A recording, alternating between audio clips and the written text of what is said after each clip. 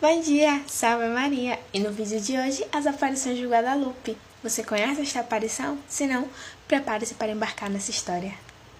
Esta aparição aconteceu na cidade do México, na colina de Tepeyac, próximo da capital, no ano de 1531, e se deu através de um indígena asteca convertido de nome Juan Diego, que morava em um pequeno vilarejo.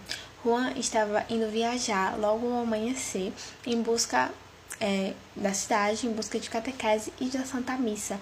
No momento que ele estava lá na colina, ele ouviu, durante o amanhecer, cantos dos pássaros, de vários pássaros, e era um som muito bonito, e às vezes cessava e depois voltava logo forte.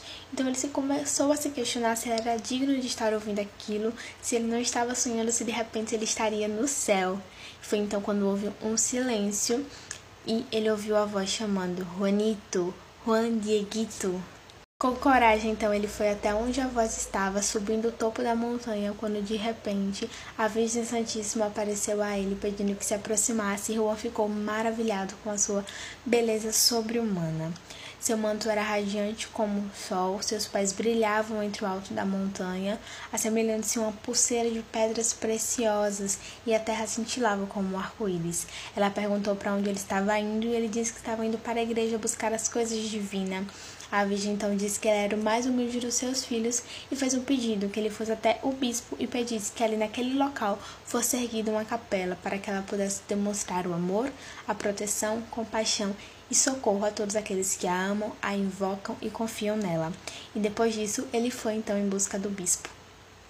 Ele foi então até o palácio e pediu para ver o bispo, só que lá ele esperou por muito tempo, pois não queriam atender a ele. Ao entrar na sala e ver o bispo, ele se ajoelhou. Depois contou ao bispo o relato de tudo o que havia visto, ouvido, admirado e o desejo de Nossa Senhora de reerguimento da capela. Então o bispo incrédulo mandou ele embora e pediu que retornasse depois, pois eles iam pensar e examinar tudo o que Juan havia lhe contado.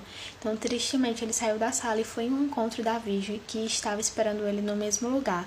Contou sobre a conversa e contou que achava que o bispo não tinha acreditado nele e que ele havia inventado tudo aquilo. Pediu desculpas à Virgem e pediu que ela escolhesse outra pessoa para confiar aquela missão, pois ele era um ninguém. Pediu que botasse uma pessoa que era conhecida e respeitada para aderir àquela missão, mas Nossa Senhora disse que tinha muitos servos, mas queria ele para aquela missão. Nossa Senhora pediu que Juan retornasse novamente no outro dia até o bispo. Ele disse que faria a vontade dela, mas que sabia que ele não seria ouvido. Então despediu-se e no outro dia disse que traria novas notícias para a Virgem. No dia seguinte, então, Juan saiu de casa ainda antes do amanhecer, foi para a cidade, participou da Santa Missa e saiu apressadamente para conseguir ver o bispo. Ao entrar no palácio, com muita dificuldade, conseguiu então ficar de frente para o bispo, ajoelhou-se e chorando mais uma vez contou o desejo de Nossa Senhora. O bispo fez várias perguntas, nas quais Juan respondeu com riqueza de detalhes, mas, mais uma vez, o bispo não acreditou nele. Disse que só acreditaria se houvesse um sinal enviado por Nossa Senhora. Então despediu-se de Juan e pediu que pessoas de confiança o seguissem para ver para onde ele ia, com quem ele falava. As pessoas foram até certo ponto, até que perderam ele de vista. Com raiva, retornaram, contaram ao bispo e aquilo serviu para que, mais uma vez, ele tivesse certeza de que aquilo era apenas uma invenção por parte de Juan. Mas Juan já estava com Nossa Senhora contando sobre a conversa e ela pediu que ele voltasse no outro dia e que ela daria a prova para ele levar para o bispo. No dia seguinte, Juan não pôde encontrar a Virgem porque, quando chegou em casa, encontrou o seu tio, Juan Bernardino, doente em estado grave. Foi atrás de um médico, mas já era tarde. Então, seu tio pediu que, ao amanhecer, ele fosse até a cidade atrás de um sacerdote que viesse prepará-lo e ouvir a sua confissão. E assim Juan fez. No dia seguinte, antes do amanhecer, ele saiu e decidiu que iria direto atrás do sacerdote, pois o seu tio estava bastante grave. Então, ele deu várias voltas para que a Virgem não o visse passando pelo caminho, mas ele a viu descer do topo, olhando na direção que ele se encontrava, e ela perguntou a ele para onde ele estava indo, o que estava afligindo ele. Ele contou sobre o seu tio, pediu desculpas e disse que no dia seguinte viria para levar o sinal para o bispo. Mas a Virgem disse que ele não se afligisse, que ela estava com ele, que era sua mãe e que o seu tio não morreria agora e que já estava curado. Juan ficou consolado e feliz e disse que o quanto antes estaria na presença do bispo para levar o sinal. A Virgem pediu que ele subisse ao topo da montanha e, quando chegasse lá, encontraria diversos tipos de flores, que ele as cortasse e trouxesse para elas. Ele subiu e quando chegou lá espantou-se com a variedade de flores, porque o topo da montanha não dava flores e também não era época, mas ele cortou e desceu com várias variedades de flores. Ele então entregou as flores a Nossa Senhora, que pegou as suas mãos e a colocou de volta no tilma, e disse que essa era a prova que ele levaria para o bispo.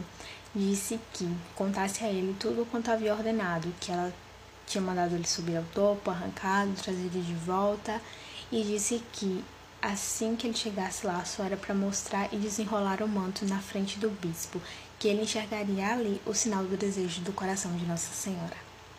Depois do aviso de Nossa Senhora, Juan partiu em direção ao palácio com bastante cuidado e atenção àquilo que se encontrava dentro da sua tilma. Ao chegar ao palácio, Juan encontrou-se com o secretário e outros criados e disse que queria ver o bispo, mas estes não consentiram e não tinham intenção de ouvi-lo. Então ele ficou lá esperando, e ao perceberem que ele ficou muito tempo esperando, sem fazer nada, apenas esperando ser chamado e aparentemente trazendo algo dentro da sua tilma, os funcionários ficaram curiosos para saber o que era, então foram lá. E ele, com medo de ser espancado, maltratado de alguma forma, mostrou um pouco das flores, o que deixou eles atônicos, porque eram flores diferentes da época e não eram tempo. Então, ao tentar pegar as flores, eles não conseguiam, porque não pareciam flores reais, pareciam estar estampadas, costuradas ou desenhadas sobre a roupa de Juan. Então, imediatamente, eles foram contar ao bispo o que tinha acontecido. O bispo então se deu conta de que ali era a prova para confirmar o pedido de Nossa Senhora e pediu que Juan adentrasse a sua sala.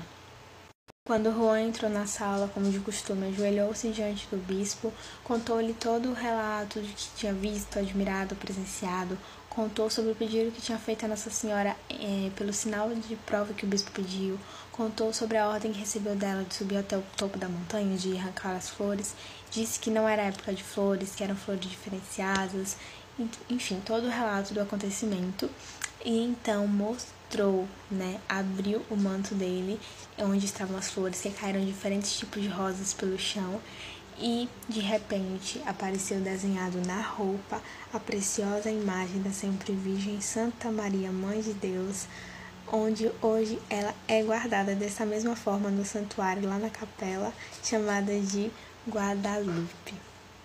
Quando o bispo viu a imagem, ele e todos que estavam presentes caíram de joelhos. A Virgem foi admiradíssima.